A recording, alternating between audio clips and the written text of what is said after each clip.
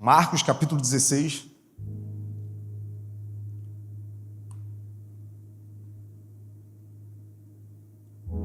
A partir do versículo 14.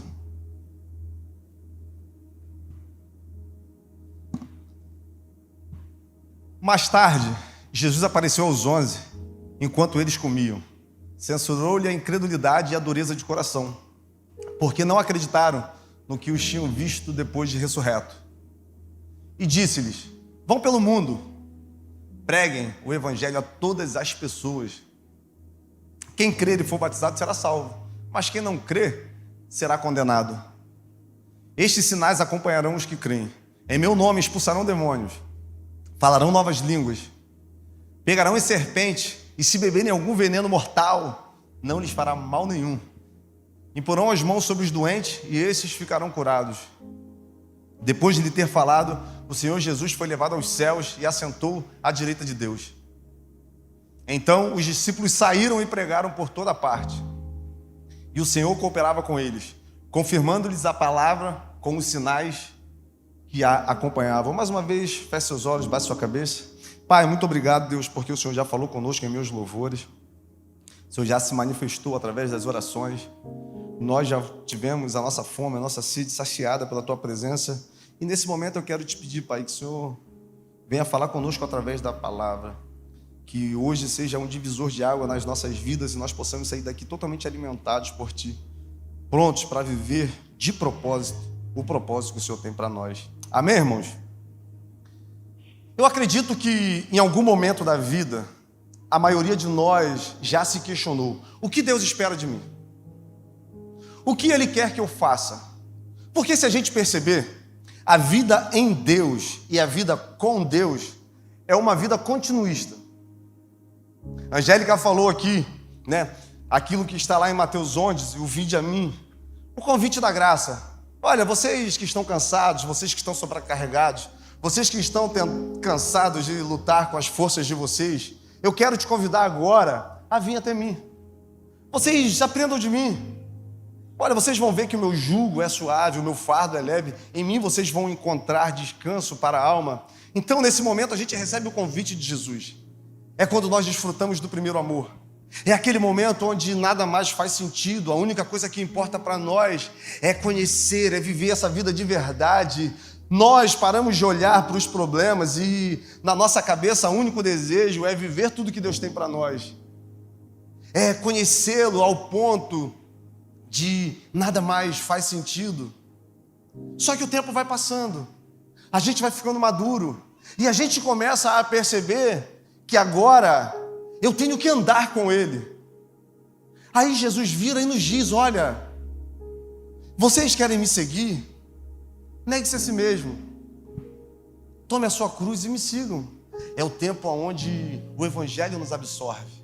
A verdade, o reino de Deus nos absorve de uma forma tão profunda, onde nós começamos a ter forças para perder as nossas vontades, para deixar de fazer aquilo que nós fazíamos e experimentar coisas novas em Deus. É o momento que nós começamos a obedecer. Nós demonstramos a Deus que nós os amamos através da nossa obediência, de uma atitude de dependência.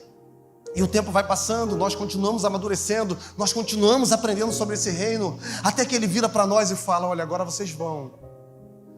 Espalhem essas mensagens, espalhem as boas novas.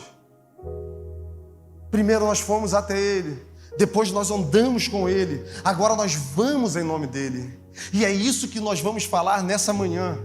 É sobre ir, é sobre cumprir um propósito que foi entregue na mão, não daqueles homens, mas na mão dos discípulos, que é encharcar a terra com as verdades que estão nos céus. É quando eu me coloco como um farol, como uma ponte, onde eu me coloco em um lugar onde Deus começa a trabalhar de mim, através de mim, e cura as pessoas que estão ao meu redor. É no momento onde tudo aquilo que Ele já fez dentro de mim, Ele começa a fazer na vida das pessoas que eu me relaciono. Porque, querido, se Deus te curou, Ele quer te usar para curar. Se Deus te prosperou, Ele quer utilizar a prosperidade que você tem para trazer justiça. Se Deus restaurou o seu casamento, Ele quer que a partir daquilo que Ele fez em você, pessoas, casamentos sejam restaurados. Nunca vai parar em nós, nunca vai ser sobre nós. É o reflexo da glória de Deus invadindo a terra. É o que Ele diz lá em Mateus 5, depois que Ele fala sobre as bem-aventuranças, depois que Ele coloca em nós a identidade de discípulo, quando Ele diz, olha, vocês são a luz do mundo, vocês são o sal da terra. Ninguém acende uma candeia e coloca debaixo de uma cama, não, mas coloca no lugar mais alto da casa, para que todos vejam o reflexo da glória de Deus através de vocês. Só que, para a gente fazer aquilo que Deus quer, para a gente cumprir esse propósito que é incrível e foi entregue nas mãos da igreja, que é dar continuidade a tudo que Jesus fez e ensinou, nós temos que ter uma visão muito clara daquilo que Jesus fez. Porque a gente vai perceber um Cristo totalmente intencional, um Cristo que não perdia tempo com qualquer coisa. Jesus sabia que Ele passaria 3 anos e meio manifestando o seu ministério, então Ele não tinha tempo a perder. Ele não se apegava a qualquer situação, porque Ele era muito assertivo em tudo que Ele fazia. E lá em Lucas 4, Ele deixa isso muito claro, quando Ele diz, o Espírito do Senhor está sobre mim, porque Ele me ungiu para evangelizar os pobres, Ele me ungiu para restaurar a vista aos cegos, para libertar todos os que estão cativos e oprimidos e proclamar o ano aceitável do Senhor. Jesus, Ele tinha a real noção da sua missão. Ele sabia qual era o seu propósito. Irmãos, se nós não tivermos isso muito claro nas nossas vidas, nós não vamos conseguir acessar tudo aquilo que Deus tem para nós. Porque eu não acredito em uma vida em Deus onde aleatoriamente as coisas começam a acontecer. Eu não acredito, e assim como eu, muitos irmãos aqui já têm alguns anos de evangelho, já ouviram diversas mensagens onde pessoas falam que Deus vai colocar o seu nome em um lugar de destaque, que Deus vai fazer isso através da sua vida, que Deus vai realizar os seus sonhos, que Deus sabe aquilo que você sonha e isso vai se tornar real. Só que à medida que o tempo vai passando, à medida que as coisas vão acontecendo, parece que nunca chega a minha vez. Parece que acontece com todo mundo, mas comigo não acontece. Quando na verdade as coisas em Deus só acontecem quando nós nos colocamos em um lugar de dependência e através da nossa obediência construímos esse caminho que já está construído para nós. Olha que loucura! Nós ajudamos a construir aquilo que Deus já fez, aquilo que já é real no mundo espiritual. Como? Quando eu me coloco no lugar de dependência. Ezequiel 37, o vale de ossos secos, já estava pronto.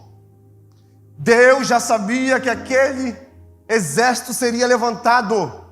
Só que Ele resolve fazer com que Ezequiel participe. Quando Ele diz, olha, profetiza.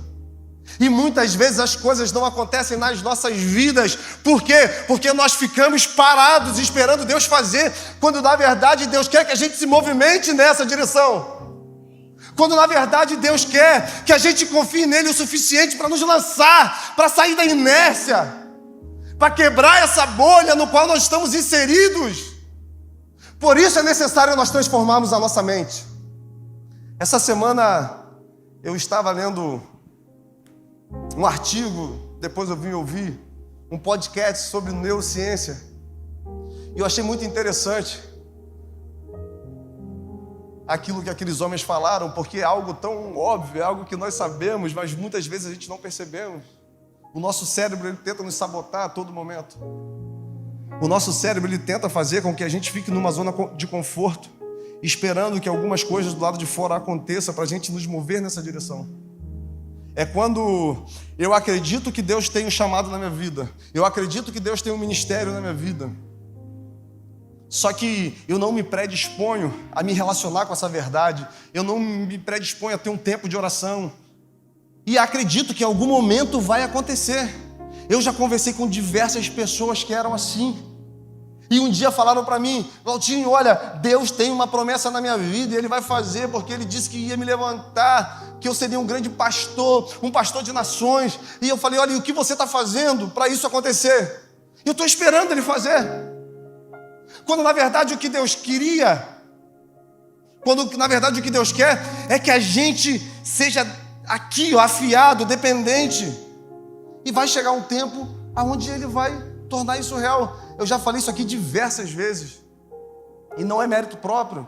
É para edificar a sua vida. Quando o nosso pastorzão, ele assumiu a igreja, lá em janeiro, ele virou para mim e falou: Glautinho, tô vendo que Deus tem alguma coisa na sua vida. Vai chegar um tempo onde Ele vai te dar uma oportunidade. Cara, se prepara. Porque essa oportunidade vai chegar. E ele falou isso em janeiro. Passou janeiro, fevereiro, março, abril, maio, junho. 11 meses depois, em novembro, ele virou e depois de um tempo de oração falou: Glautinho, eu acredito que Deus tem um tempo na sua vida, tem um propósito na sua vida. Vai chegar um tempo onde Ele vai querer te usar. Prepara uma palavra. Eu falei: pastorzão, quando você falou lá em janeiro, eu acreditei, eu estou me preparando desde janeiro. E ele falou: então daqui a pouco você vai pregar. Já era 5 horas, uma quinta-feira, 7h30, 8 horas a gente estava pregando. Se lance em direção ao que Deus tem para você. Saia da inércia. Saia de um lugar aonde você fica esperando as coisas de fora acontecerem para que alguma coisa dentro de você mude. E isso pode ser em diversas áreas. Pode ser relacionado ao seu casamento, pode ser relacionado à sua vida com seus filhos, à sua vida financeira, pode ser relacionado até aos projetos que você tem. Cara, se você sonha com uma faculdade, estuda, vai lá, faz o impossível, faz a parte mais fácil, que é estudar, que é enfiar a cara, porque é mais difícil. Deus vai fazer, que é te dar inteligência, que é continuar confirmando isso dentro de você. É necessário que a gente saia dessa zona de conforto. E essa é a proposta que o Evangelho tem para nós, para conseguirmos viver na plenitude aquilo que Deus já nos prometeu. Só que um grande limitador disso é a nossa incredulidade. E é muito interessante. Eu vou abrir um parênteses aqui sobre esse livro de Marcos, no capítulo 16, porque existe um grande embate teológico acerca de Marcos 16. Porque nos pergaminhos, nos manuscritos mais antigos, o livro de Marcos 16 acaba no versículo 9. Então, não se sabe ao certo como essa segunda parte foi inserida. Porque no pergaminhos sináiticos, no Vaticano, até na Vulgata, não existe nada depois do versículo 9. Só que parecia tão real, parecia tão provável que Marcos, ele não teve o tempo suficiente para escrever, que alguém em algum momento da história anexou essa segunda parte. E essa segunda parte, ela traz um grande resumo de tudo aquilo que Deus quer que a gente faça. Porque, irmãos, é muito normal a gente olhar para os nossos talentos, para os nossos dons e acreditar que Deus, Ele quer nos usar naquela área que nós temos mais aptidão. Isso é normal, isso é real. Só que, além do que eu sou talentoso para fazer, além daquilo que Ele colocou nas minhas mãos como habilidades, o que Deus deseja é que a gente espalhe as boas novas, é que a gente continue espalhando os evangelhos, é que a gente entenda aquilo que Ele tem para nós. Porque Jesus tinha uma visão muito clara, como nós falamos do seu propósito, e Ele tentou dar essa visão aos discípulos. Quando Ele diz: olha, é necessário que eu morra.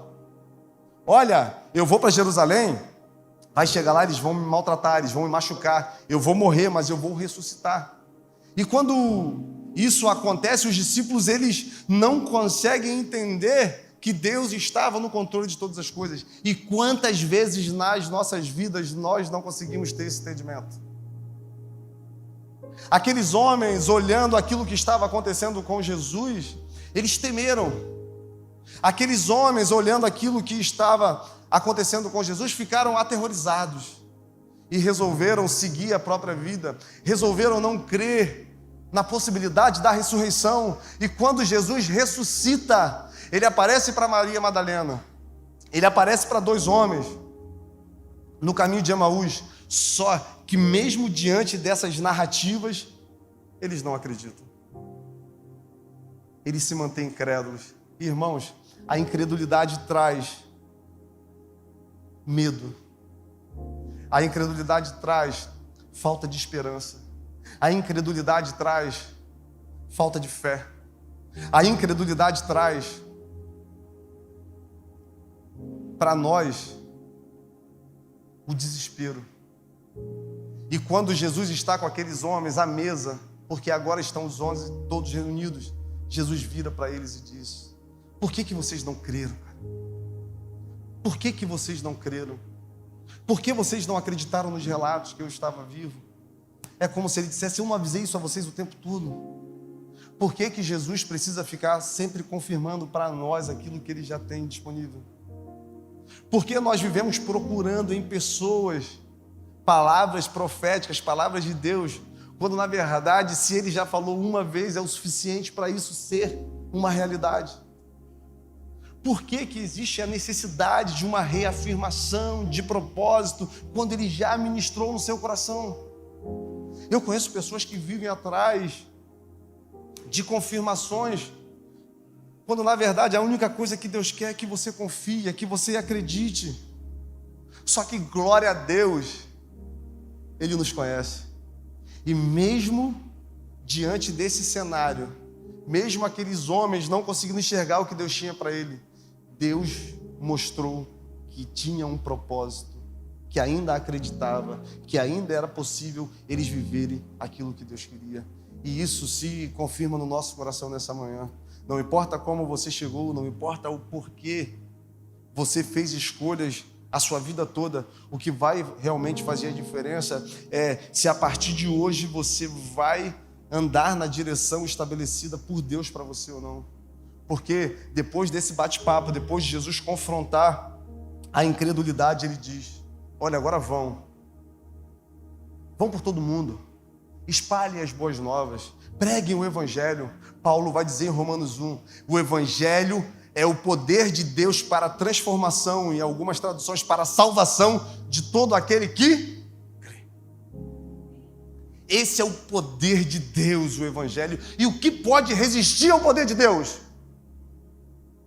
Só que se a gente parar e olhar a história, a gente vai perceber algo que criou dentro de nós cristãos um receio que nos calcificou, que causa uma barreira e muitas vezes a gente não consegue falar desse Evangelho.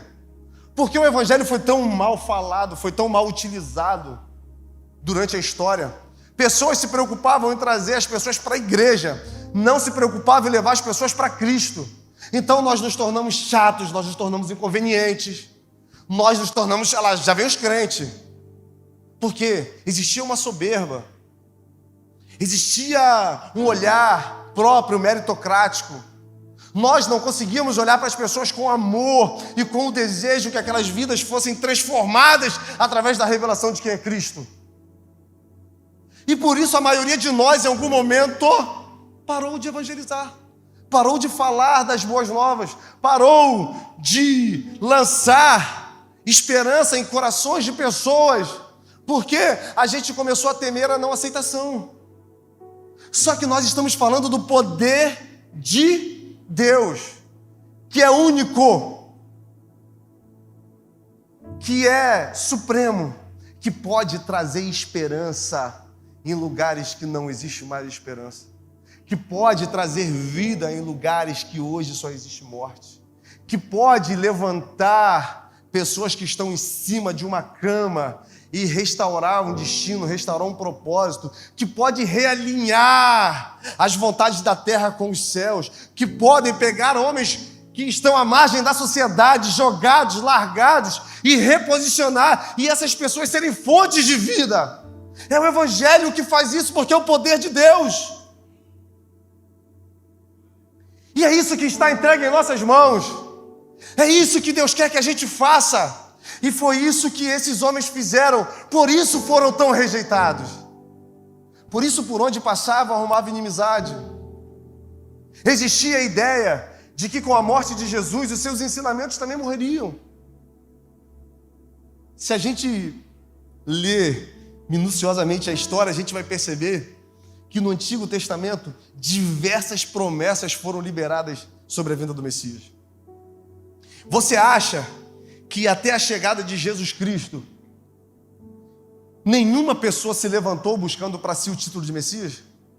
Várias pessoas, em Atos 5 vai falar de Teudas, sobre Judas da Galileia, homens comuns que buscaram para si, olha, eu sou o Messias, eu sou aquele que foi enviado dos céus.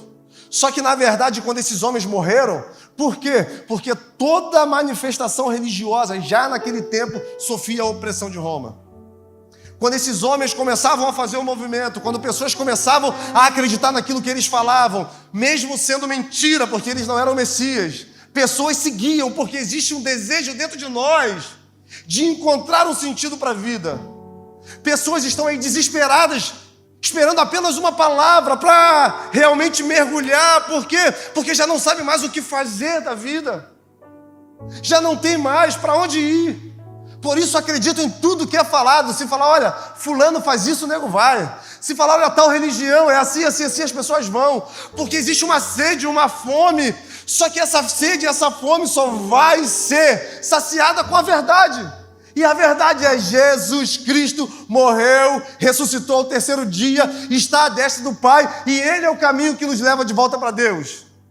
Esse é o Evangelho. Sabe o que Paulo pregava nesse tempo? Era necessário que Jesus morresse. Estava dentro de um projeto de Deus, que Ele ressuscitasse ao terceiro dia, para trazer vida e vida em abundância. Todo aquele que crê, todo aquele que acreditar, todo aquele que desejar, Ele vai se revelar e vai transformar a vida. É um evangelho simples. É nós falarmos para as pessoas aquilo que Deus fez em nós. Olha, quando eu estava perdido, quando a minha alma buscava sentido em diversas coisas, e eu não achava, e eu só me afundava, eu o encontrei com um homem chamado Jesus, e Jesus se manifestou para mim através de fulano, e naquele momento eu realmente encontrei algo que desse sentido à minha vida. E da mesma forma que Ele fez comigo, Ele quer fazer com você. Esse é o Evangelho. Não é sobre o falar em línguas, não é sobre fazer grandes milagres, não é sobre ter orações eloquentes, é a simplicidade de falar, olha, Jesus morreu por você porque Ele te ama. Se você tiver a oportunidade, se você quiser a oportunidade de conhecê-lo, é só pedir. Essa semana eu estava assistindo um podcast de um ateu com um pastor. E muitas teorias, aquela coisa toda da Bíblia. Chegou um momento que o pastor falou para ele, falou, olha, eu não posso te convencer de nada. Até porque quem convence o homem do pecado e juízo é o Espírito Santo. Mas se você acredita que não existe, faz uma oração. Pede a Deus para, se Ele for real, se revelar para você. Se não for, você não tem nada a perder. Naquele momento, o ateu engoliu aquilo quieto. Cara, olha que coisa simples, mas olha que coisa real, capaz de mudar a vida, capaz de transformar o nosso destino. Jesus te ama, Ele morreu por você, e Ele quer ter a oportunidade de fazer morada no seu coração. Ele está à porta, Ele está batendo. Se você abrir, Ele vai entrar e vai cear. E as pessoas começaram a crer. E um grande movimento começou a surgir. Por isso, é importante nós nos engajarmos naquilo que Deus quer fazer. Eu falo muito sobre isso aqui, sobre fazer parte daquilo que Deus quer fazer nesse tempo. Cara, a igreja é o farol. A igreja, ela aponta o caminho, que é Jesus Cristo. Eu gosto muito de falar que existem duas igrejas. A igreja física, que é feita de homens, né, pecadores, que é feita de homens errantes. Essa igreja física, ela machuca. Essa igreja física, ela fere. Essa igreja, ela decepciona. Mas existe a igreja espiritual. Existe a igreja do Senhor Jesus Cristo. É naquele momento onde nós somos dependentes só dele. E é aí que a gente encontra realmente algo que vale a pena morrer por ele. Porque crer nessa época era assinar uma sentença de morte. Dizer que você acreditava em Jesus era você assumir o risco de morrer, você e toda a sua família. Porque uma grande perseguição já existia. Como nós falamos, as pessoas achavam que elas conseguiriam conter. Roma achava que conseguiria conter aquele movimento. Olha, vai passar um tempo, isso vai acabar, porque o mestre deles morreram. Se nós matamos o mestre, nós ferimos o pastor, as ovelhas vão se dispersar. Só que o incrível é isso, porque Deus pegou essas verdades e colocou no nosso coração. Por isso eu falei que existe o desejo de Deus de manifestar o seu reino através de nós. Isso é viver uma vida além de mim mesmo. Isso é ser resposta para as inquietações que estão no coração do nosso Cristo, porque quando Ele olha o que está acontecendo, eu acredito que Ele deseja que a gente se levante com autoridade e ilumine a vida de pessoas que estão precisando, que estão vivendo nas trevas. E naturalmente, as pessoas começaram a crer. E Jesus continua. E aqueles que forem batizados, esses serão salvos. Como nós falamos, o batismo é um sinal visível do novo nascimento. Se nós não nascermos de novo, nós não vamos conseguir ver a Deus. O novo nascimento foi questionado por Nicodemos. E se a gente perceber, Nicodemos chega e faz uma pergunta para Jesus: Mestre, nós sabemos que o Senhor é vindo da parte de Deus, porque ninguém pode fazer o que você faz. O que Nicodemos estava querendo dizer? Olha, os milagres que você está fazendo, tudo que está acontecendo através da sua vida só pode vir de Deus. O que eu faço para ter acesso a isso tudo? Aí Jesus diz: ninguém pode ver a Deus se não nascer de novo. Nicodemos fica perplexo com a resposta, porque ele diz: olha, posso eu voltar ao ventre da minha mãe e novamente voltar a nascer? Aí Jesus diz: aquele que é nascido de carne é carne, mas aquele que é nascido de espírito é espírito.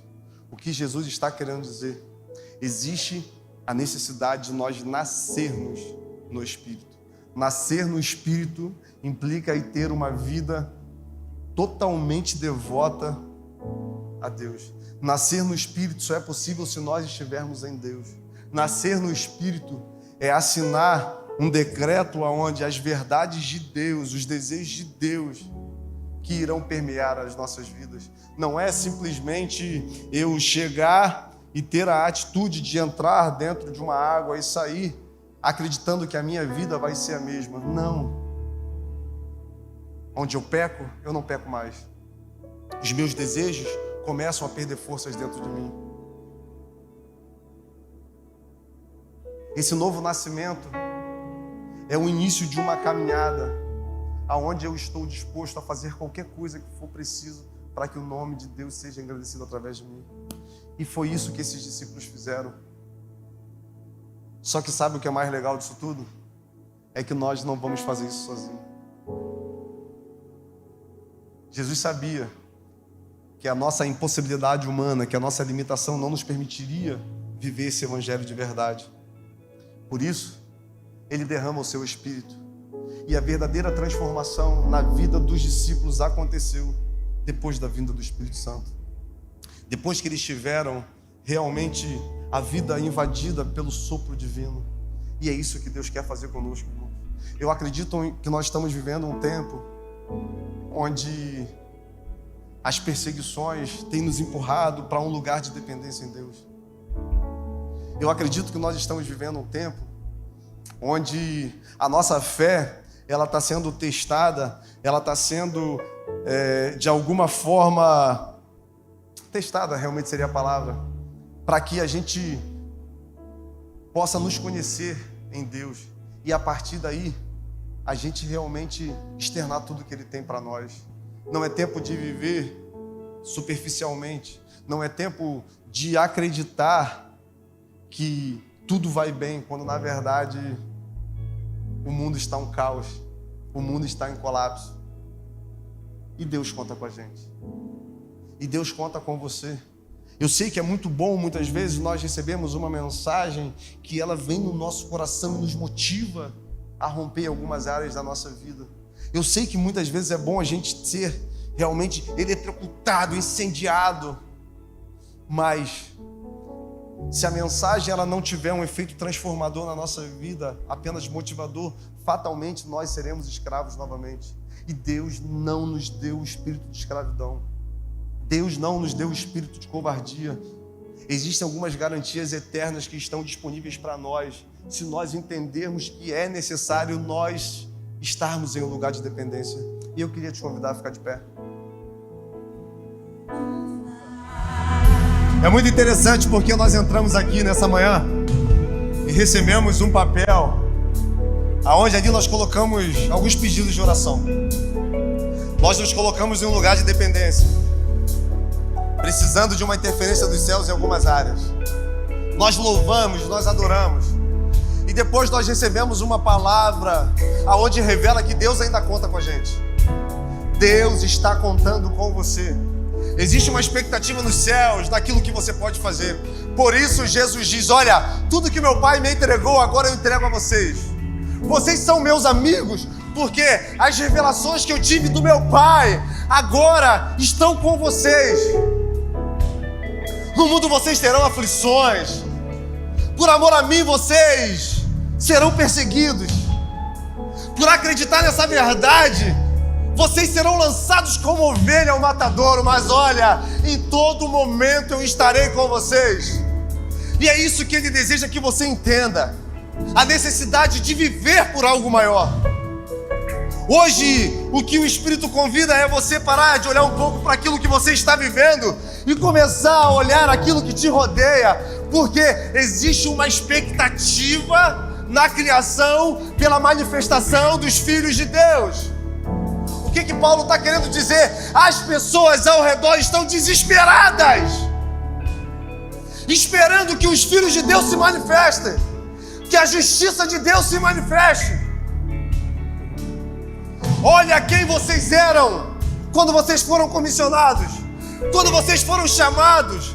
Olha como vocês chegaram até Jesus e olha como vocês estão hoje. É isso que Ele deseja fazer na vida de pessoas. Só que nós estamos desatentos.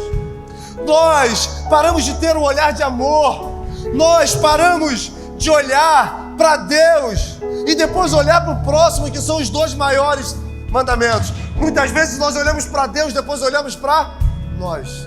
Muitas vezes nós olhamos para nós, depois olhamos para... Deus conta com você, irmão.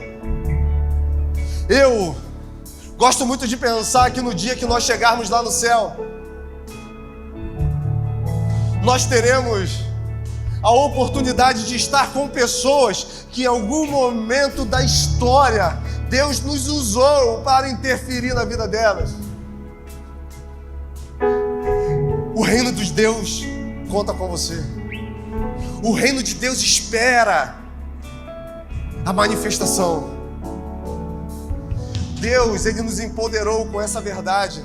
Deus nos empoderou com o Espírito Santo para que a gente pare um pouco de olhar para os processos, para as lutas que nós estamos vivendo e começamos a olhar para o alto. Todo mundo que foi comissionado por Deus, ele foi levado em direção a alguém. Se a gente pegar todos os grandes homens da Bíblia, Davi, ele foi comissionado por Deus, mas ele foi chamado para governar o povo. Jeremias, ele foi chamado por Deus, mas ele foi enviado para proclamar a justiça de Deus para um povo. Você foi chamado por Deus para ser resposta nesse tempo. Não podemos nos conformar com aquilo que nós estamos vivendo.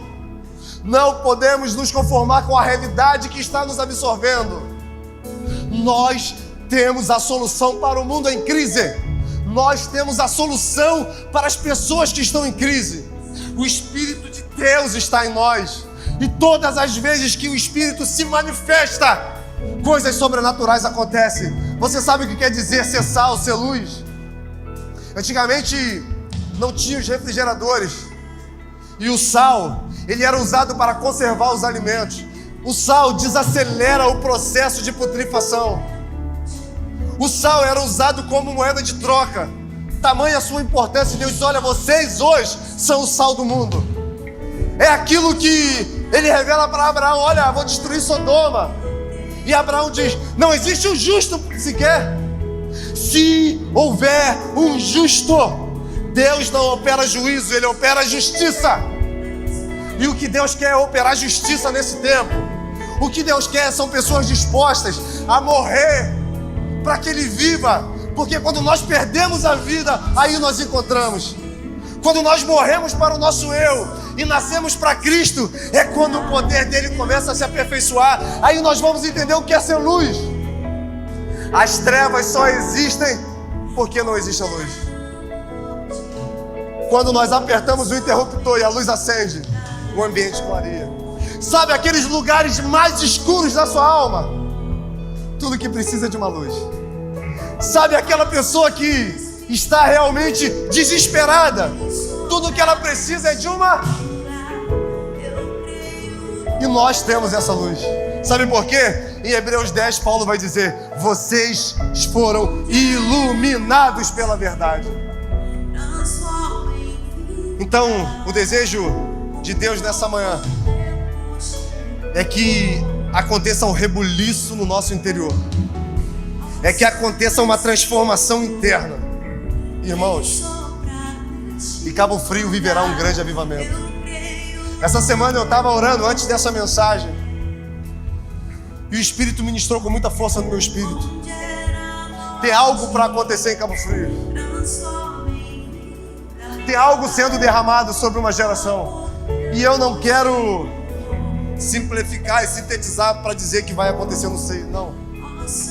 Eu estou falando que filhos e filhas, homens e mulheres de Deus se levantarão e um grande avivamento vai percorrer a nossa cidade. Avivamento é quando o Espírito de Deus, ele tem uma liberdade tremenda para trabalhar e nada é capaz de contê-lo. O avivamento é quando pessoas começam a reconhecer que são pecadoras e começam a se arremessar nos pés de Cristo. Existe uma eternidade nos esperando. A nossa vida é de passagem.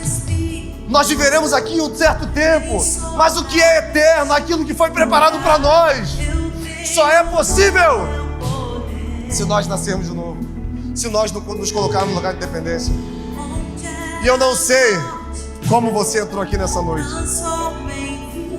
mas se você deseja se colocar nesse lugar, eu queria te convidar a levantar as suas mãos. Eu queria te convidar agora a ser sincero com Deus, porque eu acredito que vai ser através dos inconformados que o reino de Deus vai se manifestar. Então, levante as suas mãos. Amém. Aleluia. Pai, nós cremos no Seu poder, Jesus. Nós cremos que nós fomos chamados para viver algo muito maior do que a nossa própria vida. E nessa manhã nós erguemos as nossas mãos, reconhecendo que existe a necessidade de nós entrarmos nesse lugar, onde as Suas verdades nos absorvam ao ponto de nós esquecermos um pouco dos nossos sonhos, dos nossos projetos, dos nossos desejos e nos envolvermos com os projetos dos céus. O Senhor entregou o ministério da restauração, da reconciliação na mão da igreja. E nós hoje erguemos as nossas mãos, sinalizando que nós aceitamos aquilo que nós fomos comissionados a fazer. Nos empodera com Seu Espírito. Coloque dentro de nós um desejo de fazer a Sua vontade. Coloque dentro de nós uma inconformidade com a injustiça, para que o Seu reino seja manifesto. Muito obrigado por essa manhã na Sua presença. Queremos, Deus, entregar esse domingo nas Suas mãos. Queremos entregar os 2 cultos à noite, Pai, onde nós continuaremos recebendo uma porção da Sua palavra. Pai, que ainda durante esse dia essa mensagem gere um desconforto dentro de nós. Que nós tenhamos a capacidade de ir em direção às pessoas que precisam. E quem sabe, hoje à noite, a gente já suba essas escadas, trazendo pessoas que o Senhor nos usou para resgatar. Nos leve em paz, que nós possamos ter um resto de domingo abençoado na Sua presença. Que o Teu amor, que é melhor que todas as coisas, domine as nossas vidas. Que a Tua graça, que é melhor do que tudo que nós possamos experimentar, possa ser uma verdade em nós. Vai na paz, querido. Que Deus te abençoe. E te esperamos aqui às 18 horas para mais um lindo momento na presença de Deus. Amém? Aplauda o Senhor.